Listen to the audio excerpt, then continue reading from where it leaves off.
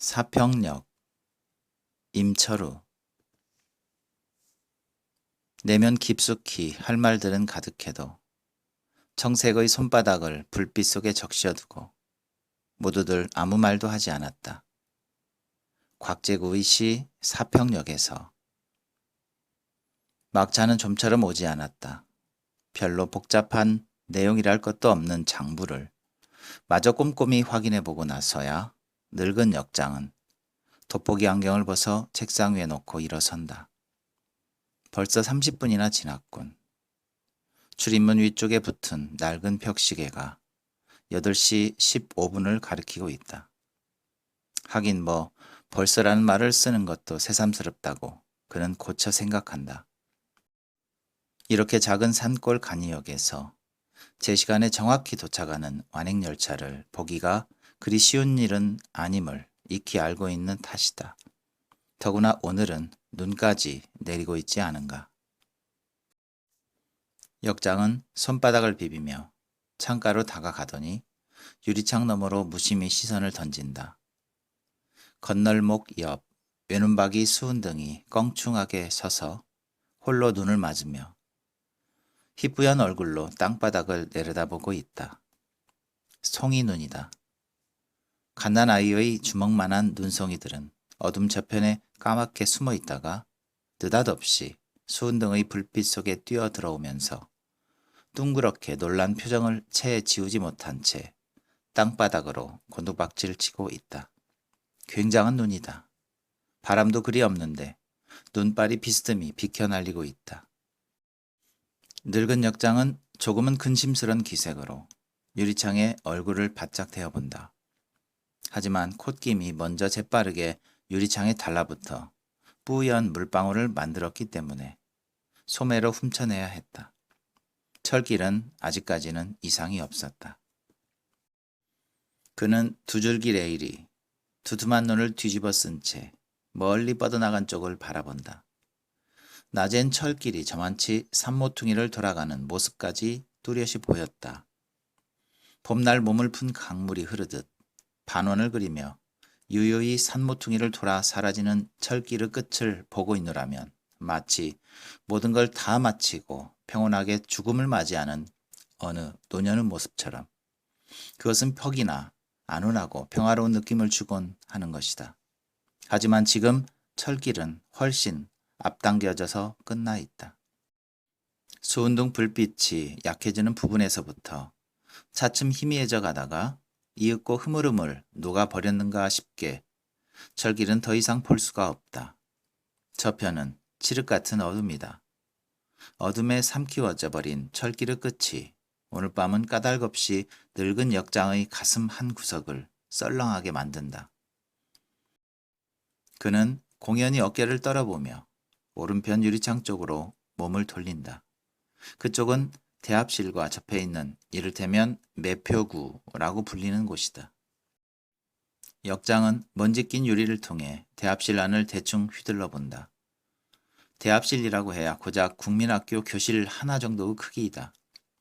일제 때 처음 지어졌다는 그 작은 역사 건물은 두 칸으로 나뉘어져서 각각 사무실과 대합실로 쓰이고 있는 터였다. 대개의 간이역이 그렇듯이 대합실 내부엔 눈에 띌 만한 시설물이라곤 거의 없다. 유난히 높은 천정과 하얗게 휘칠한 사방 벽문에 10평도 채 못 되는 공간이 턱없이 넓어 보여서 더욱 을씨년스러운 느낌을 준다. 천정까지 올라가 매미마냥 납작하니 붙어있는 형광등의 불빛이 실내 풍경을 어슴푸레하게 드러내주고 있다. 지금 대합실에 남아있는 사람은 모두 5이다. 한가운데에 톱밥 난로가 놓여져 있고 그 주위로 3사람이 달라붙어 있다. 난로는 양철통 2개를 맞붙여서 세워놓은 듯한 꼬락서니로 그나마 녹이 잔뜩 슬어 있어서 그간 겨울을 몇 차례나 맞고 보냈는지 어림잡기조차 힘들다. 난로 허리께에 톱날 모양으로 촘촘히 뚫린 구멍 세로는 톱밥이 타들어가면서 내는 빨간 불빛이 내비치고 있다. 하지만 형편없이 낡아빠진 그 난로 하나로 겨울밤의 찬 공기를 덮이기에는 어림도 없을 듯 싶다. 난로가에 모여있는 셋 중 한 사람만 유일하게 등받이 없이 의자에 앉아 있는데 그러고 있는 것도 힘겨운지 등 뒤에 서 있는 사람의 팔에 반쯤 기댄 자세로 힘없이 안겨 있다. 그는 아까부터 줄곧 콜록거리고 있는 중늙은이로 오래 알아오던 병이 요즘 들어 부쩍 심해져서 가까운 도회지의 병원을 찾아가려는 것이라는 것을 역장도 알고 있다. 등을 떠받치고 있는 건장한 팔뚝의 임자는 바로 노인의 아들이다. 대합실에 있는 5사람 가운데에서 그들 부자만이 역장에겐 낯익은 인물들이다. 그 곁에서 난로를 등진 채 불을 찌고 있는 중년의 사내는 처음 보는 얼굴이다. 40은 넘었을까 싶은 사내는 싸구려 털실 모자에 때 묻은 구식 오발을 걸쳐 입었는데 첫눈에도 무척 음울해 비는 표정을 지니고 있다. 길게 자란 턱수염이며 가무잡잡한 얼굴 그리고 유난히 번뜩이는 눈빛이 왠지 섬뜩하다. 오랜 세월을 햇볕 한오락이 들지 않는 토굴 속에 갇혀보낸 사람처럼 사내의 눈은 기묘한 광채마저 띠고 있다. 그 셋 말고도 저만치 벽을 따라 길게 붙어있는 나무 의자엔 점퍼 차림의 청년 하나가 웅크리고 앉아있다. 그리고 청년으로부터 약간 떨어진 곳에는 미친 여자가 의자 위에 벌렁 누워있다. 닥치는 대로 옷을 껴입은 여자는 속을 가득 채운 걸레 보퉁이 모양, 몸집이 퉁퉁하다.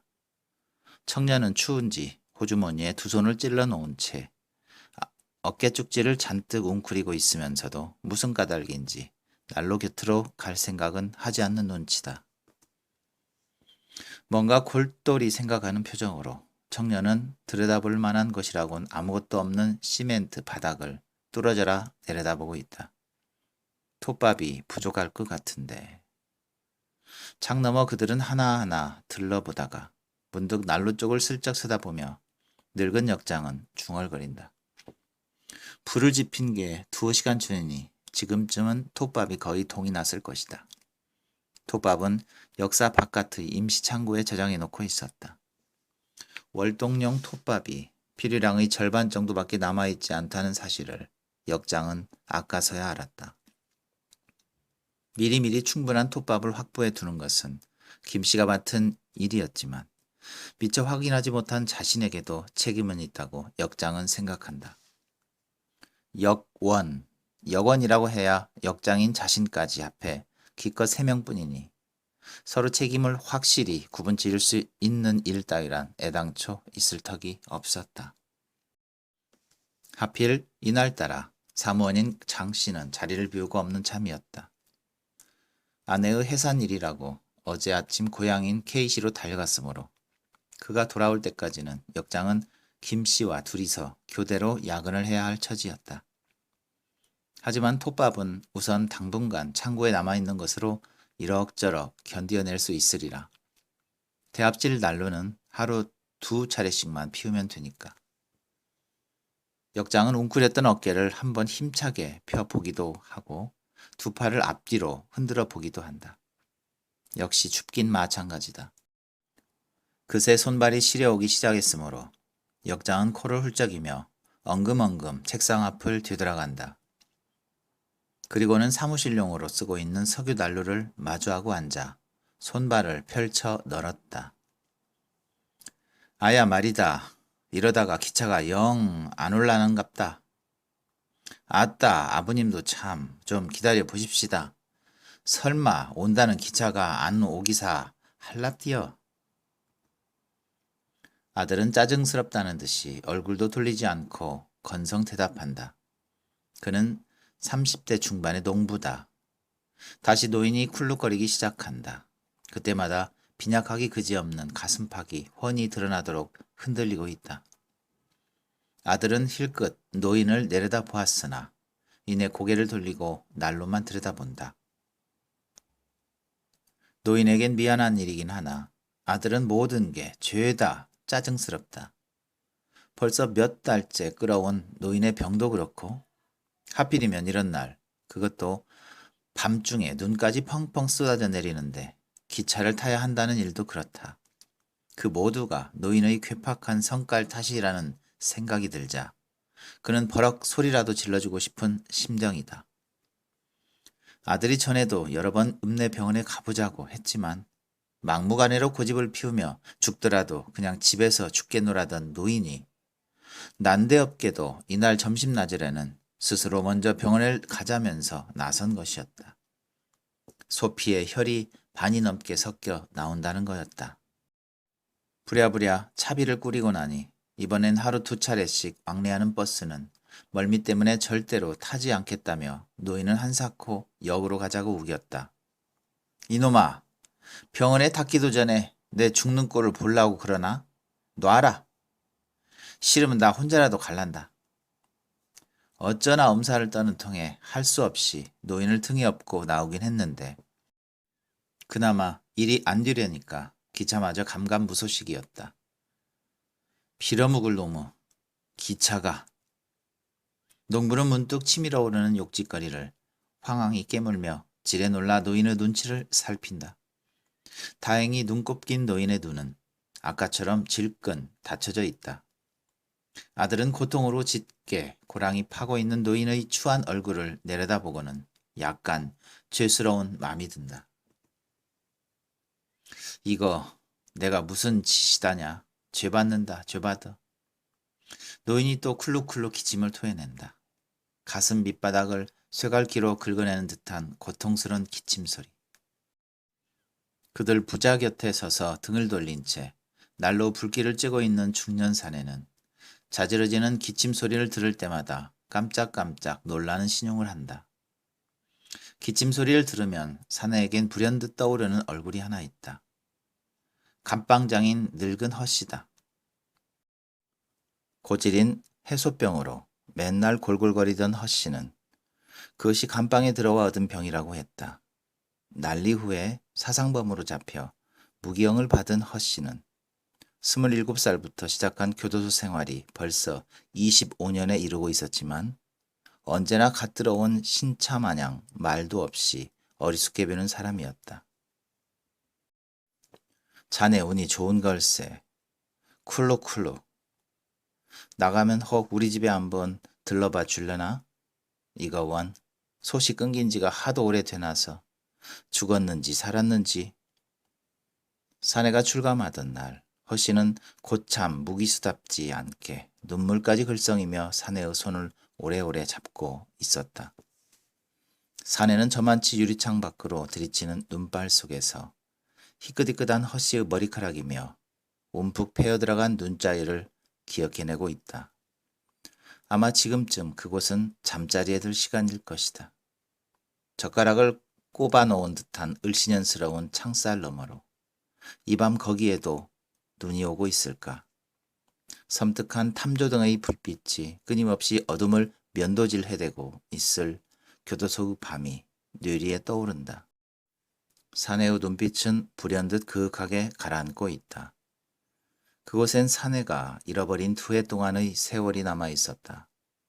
이렇듯 멀리 떨어져서도 그 모든 것들을 눈앞에 훤히 그려낼 수 있을 만큼 어느덧 사내는 이미 그 생활의 일부가 되어 있었다.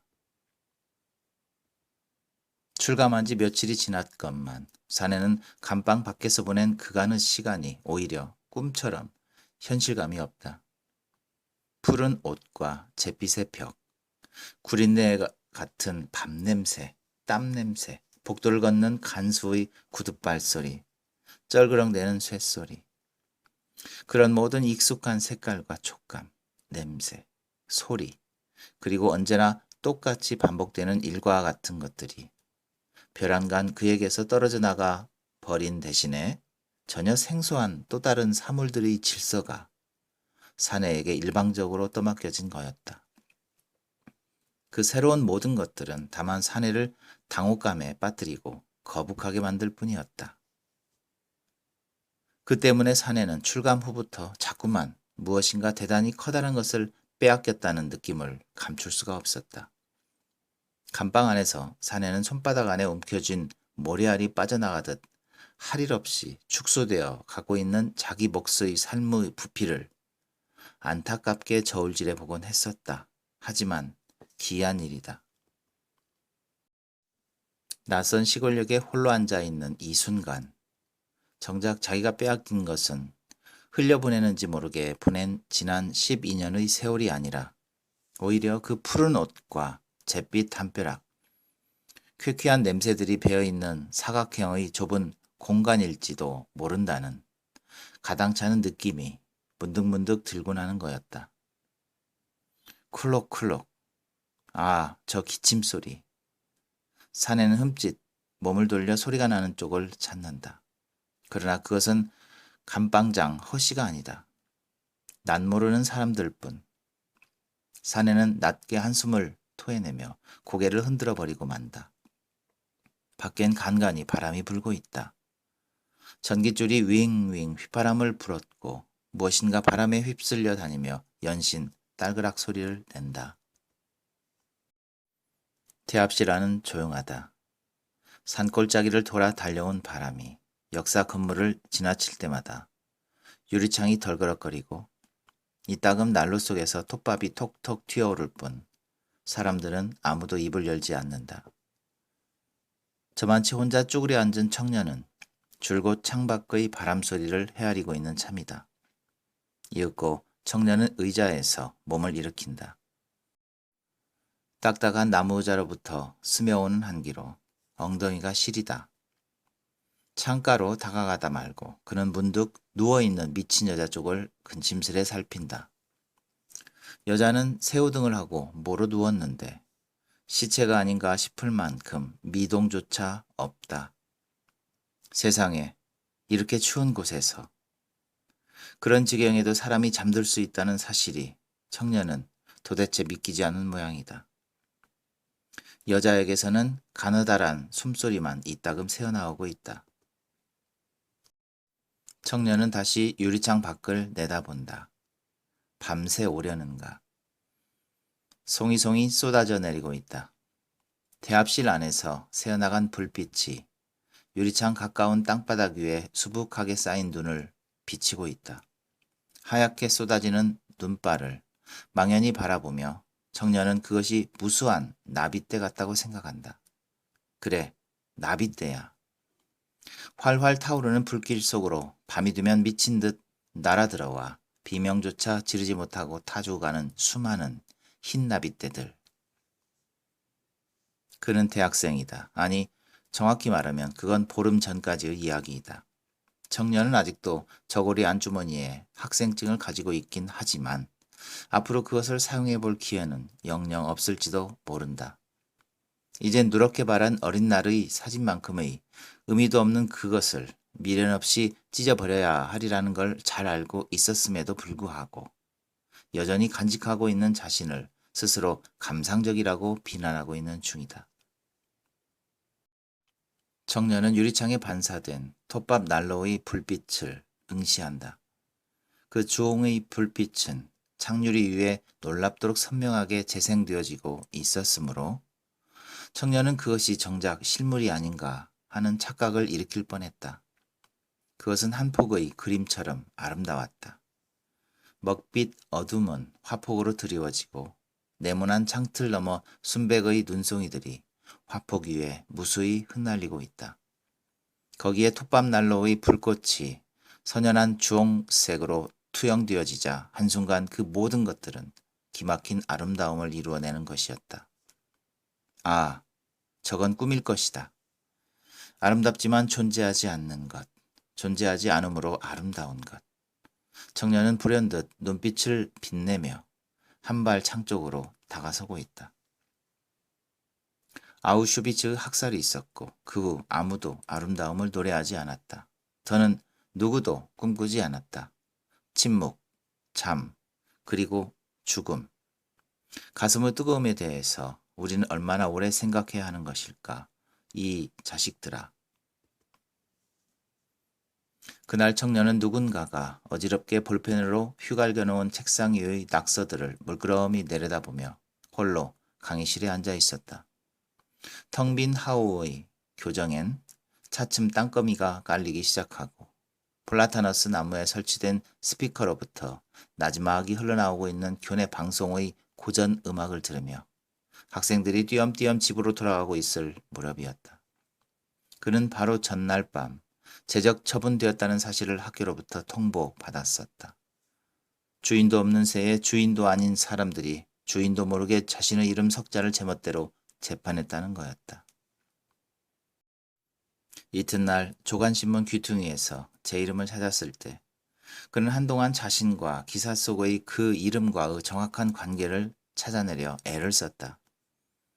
끝내 실감이 나지 않아서 여느 때 하듯 귀퉁이가 쭈그러진 책가방을 챙겨들고 쭈뼛쭈뼛 강의실에 들어서자마자 친구들은 너도 나도 그를 애워쌌다. 아침부터 학교 뒤 막걸리집으로 끌고 가 술을 퍼먹이던 녀석들 중 몇은 저쪽에서 먼저 찔찔짜기도 했다. 하는 데까진 해 봤네만 나로서도 어쩔 수가 없었네. 자네 볼 면목이 없구만. 지도교수는 짐짓 눈물겨운 표정으로 그의 손을 덥석 잡아주었다. 괜찮습니다. 모두들 돌아가 버린 텅 빈 강의실은 관속처럼 고요했다. 창틈으로 비켜 들어온 일몰의 잔광이 소리 없이 부유하는 무수한 먼지의 입자를 하나하나 허공으로 떠올리고 있었다. 미처 덜 지운 칠판의 글자들, 분필가루 냄새, 휴식 중인 군대의 대우마냥 흐트러져 있는 책상들, 강의실 바닥의 얼룩. 그런 오래 친숙해온 사물들 속에서 그는 노 교수의 나직한 음성과 친구들의 웅얼거림, 그들의 체온과 호흡과 웃음소리와 함성이 아무도 없는 그 순간에 또렷하게 되살아 나오고 있음을 놀라움으로 지켜보고 있었다. 그리고 3년 동안이나 자신을 그 한 부분으로 포함시켜 왔던 친숙한 이름들로부터 대관절 무엇이 그를 억지로 떼어내려 하고 있는 것인가에 대해 오래오래 생각했다. 그러나 끝내 알 수가 없었다.